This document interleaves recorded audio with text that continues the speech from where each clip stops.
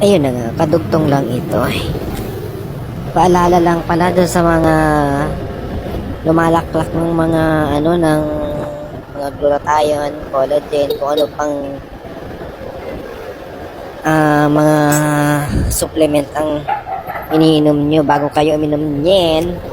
Paalala lang, magpakonsulta muna kayo sa doktor ninyo dahil may mga epekto po yan sa ating katawan. Hindi pwedeng napanood mo lang ay bibili ka na talaklakin mo na rin dahil maganda epekto sa kanya. Magkakaiba po tayo ng katawan, may iba-ibang klase ng katawan at may iba-ibang sakit tayong iniiwasan.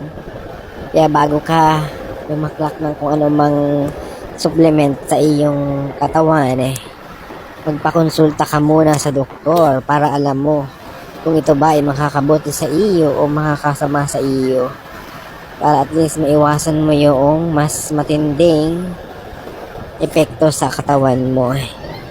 Lagi mong tatandaan, ang katawan mo ang iyong puhunan. Ikaw na yan mismo.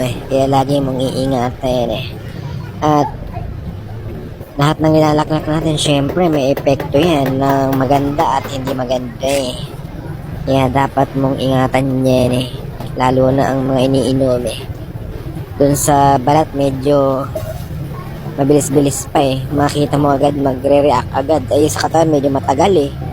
Kaya dapat bago ka minom ng kung ano mang supplement sa katawan mo, dapat nakapagkonsulta ka muna sa doktor. Hindi yung nanood ka lang dito, nanood ka lang dyan ng kung ano-anong